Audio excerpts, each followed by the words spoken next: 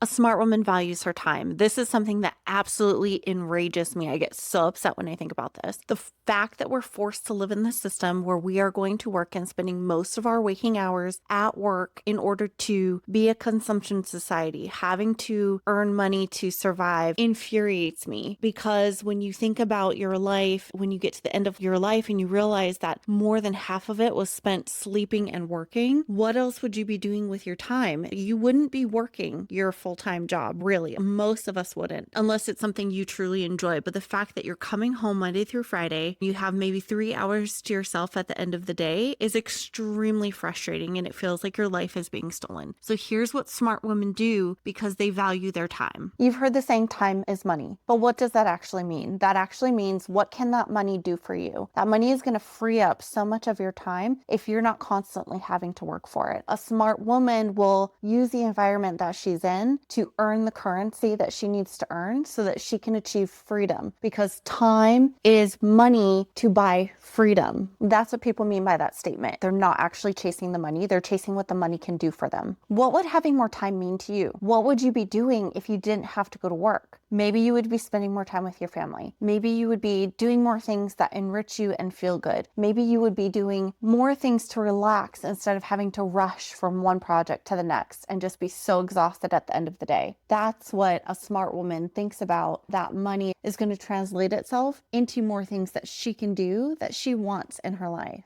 Hi, I'm Kristen. I'm a six-figure earner. I audit financial institutions, and I love all things money. I help women strategically align their finances with their highest goals. We dive into the mindset. We help you figure out your big dreams. We help you prioritize your money for your goals. I would love to have you as part of my family. Please subscribe, follow along for more. I post every week, and get on my waiting list for my financial budget blueprint in the description. I would love to have you. So welcome. A smart woman automates her finances, and this is really important because she knows that she has a lot on her plate. She has a family to take care of. She has herself to take care of. She has people around her that rely on her. She needs to free up her time so that she can actually be present and be invested in the day-to-day things. She can't be stuck in her budget or worrying about money. I hear a lot of gurus talk about this, and it was confusing at first, but once you actually start to do this and you put it into place, you don't actually have to think about it. It's one huge task off your plate. It freed up so much time that I only spend maybe 15 minutes in my budget every paycheck, but they never actually explain what this looks like and how this works, especially for a busy working woman. Here's how I automate my finances. Let me share with you what this looks like. In December every year, I brainstorm and I think about what I want to do for my next year, what my financial goals are going to be. And I take those financial goals and I break them down every single paycheck. I have 4 buckets. I have my retirement, my investments outside of retirement, I have savings, and I have my checking account. For my retirement, I already authorized 7% because that's the match that I get, and it's put into my retirement account and it's automatically funded to an investment that I've already pre-selected, and now I don't have to worry about retirement at all. I don't even think about it anymore. Investments outside of my retirement. This is an account that I use for more flexibility. I have my investment amount every paycheck that automatically gets pulled as a withdrawal. All I needed was my routing number and my account number for my investment accounts. I set that up as a payroll deduction and it automatically flows from my paycheck. I still have to go into my investment account and select the investments that I want. So that's the only part of that that is not automated. For the savings portion, I have my emergency fund, future trips, family visits. Last year it was for my wedding, saving for a new car, savings for my pets in case we have to go to the vet, things like that. From all of those items, I have one number it just adds up to. And so every single paycheck, I'm saving the dollar amount. It's the same every paycheck. It's a high yield investment savings account that I automatically have money from my payroll, send it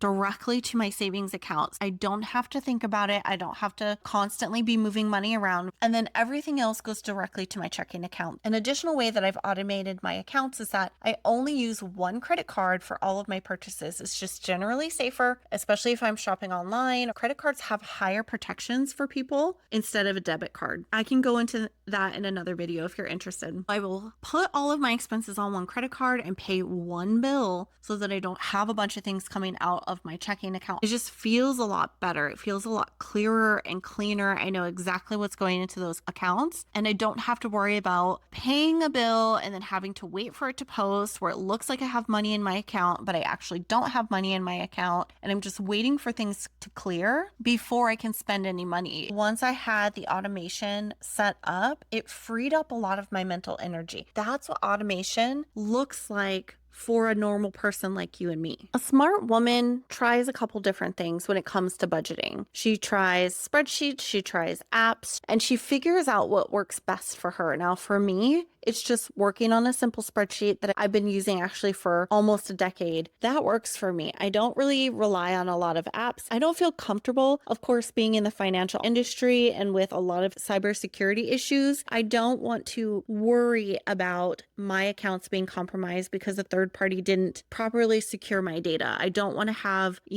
certain apps linked to all of my accounts. Now, I know that makes that incredibly easy. I guess I just don't trust it. And so a smart woman knows what she's comfortable with, and that's actually going to free up a lot of mental time because everybody, I think, learns a little bit differently. I knew someone who was very visual, and all they had to do was look at their bank account on their phone, and they mentally just knew what was left to be taken out, and they knew how much they could spend, and that's all they had to do. It's not hard. Budgeting and tracking your money does not have to be this complicated process. We just make it complicated because that's what people tell us, right? But it's not. And a smart woman knows that a budget can be super simple and money handling can be incredibly easy. It's all what she tells herself. She picks a budgeting platform that works best for her, and then she goes on with her life. A smart woman values her time so much, and she understands that sometimes she's going to be stuck in systems that aren't serving her, but she uses that to her advantage. She's going to go after promotions. She's going to go after raises. Maybe she's going to job hop. She's going to put herself in situations where she is valued and she's getting paid for that accordingly. When I went through my first couple of years in my industry, I had to negotiate what my pay was going to be. I had to fight for the things that I wanted, and I chased,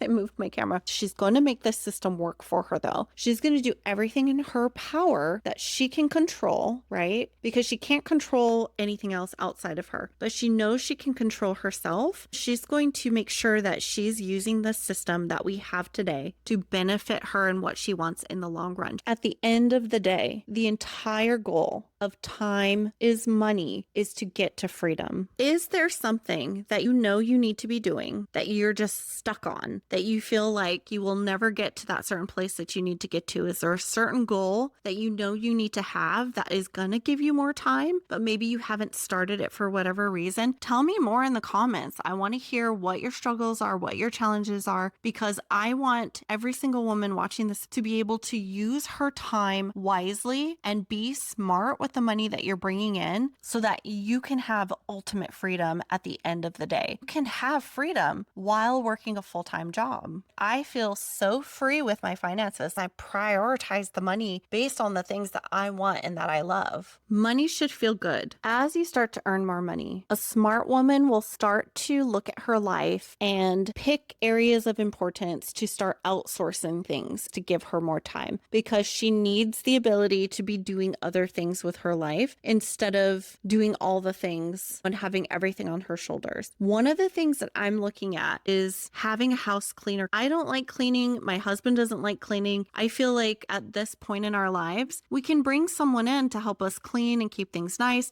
so that it takes something off our plates. We can do more things together as a couple. We can invest more in our business. This might mean for a smart woman that she's looking for a babysitter so that she can have some time for herself and get re-energized and rejuvenated so that she can go back to the important work that she's doing. It might mean finding a food prep service. Maybe you're trying to be healthy, but you're also stretched on time right now. And that's an area that you can invest in for yourself and for your health. Maybe that's hiring a fitness coach. Maybe that's hiring a business coach. When you get to the level of needing to start outsourcing things, like you've already reached the max amount of time that you can possibly spend, say, in your full-time job, and if you're starting a business, for example, like I am, you will find other areas that you need to get off your plate. If you want to run fast, go alone. But if you want to run far, you go with a team. And I think most women in my world want to go far. Yes, we want to go fast, but we also know we need to go far. There is such a thing as burnout.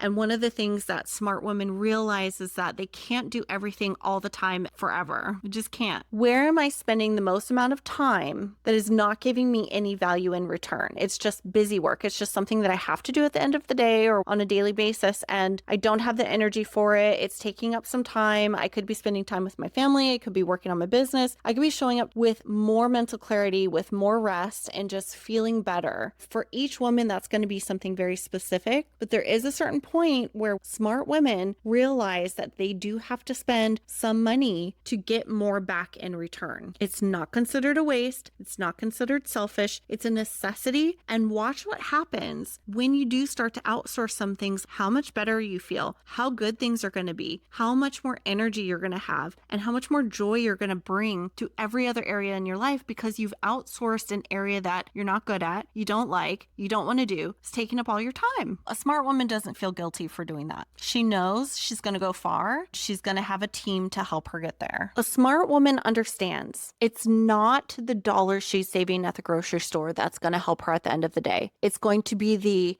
$50,000 or $500,000 difference that she's going to earn back by choosing the right big purchases. So this is a house, not going over budget for her house. This is a car, not spending more than what she needs to get a vehicle that's the right thing for her so she can take the rest of that money and she can save for her future, or she can put it in investments and let that grow, and then eventually have another source of income to be taking care of her at the end of the day. A lot of women either outsource this function to someone else, either the banker that they're sitting with or the auto dealer or even their spouse, sometimes family, sometimes friends. This is a very big dollar amount. Let me take some time and really think about how this is going to financially impact me and what this is going to do to my time in the future. What a smart woman doesn't want is to purchase that big thing and then all of a sudden she's house poor or she's having to drive for Lyft and Uber just to pay for gas money. I've done those things. A smart woman will consider all the options on the table and then really pick the best thing that is meant for her. She's more careful with the big purchases. It's not the cost of broccoli that's going to screw you at the end of the day. It's the cost of your vehicle, it's the cost of your house, your vacations. It's the cost of things that are big ticket dollar amounts because usually those have higher interest associated with it and longer durations. The way a house payment is structured, and sometimes even car payments are structured this way, is that you're paying a lot of the interest up front. The financial institutions are getting theirs, but you're not getting the value. And so I would really recommend being very careful and strategic with the things that you're buying, not going to the maximum amount of the thing you can afford. If you buy a house, for example, for like $500,000, let's just put that in there, and you have a 30-year mortgage, if you look at your loan agreement, it will tell you what the total amount of your loan plus the interest, that total amount is that you're going to be paying over the lifetime of that loan. If you're putting $500,000, then you're spending $500,000 in interest. I'm not doing math here. It's just an example. You're going to be spending $1 million over 30 years to pay for this house. Smart women understand that we have to purchase real estate in order to get on some kind of strong financial footing so that we're not paying rent, for example, when we retire and we don't have an income coming in. So that's just something to think about. Look at what the total amount is that you're spending. Look at your auto loan. Look at the loan agreement and understand that you're not just paying $50,000 for the car with that interest. Your money is locked up in a vehicle that you're probably not going to keep. So as you're constantly overpaying for things and then you're going to the dealership and trading it in and not getting the value to pay off your loan in full, you have to still pay off that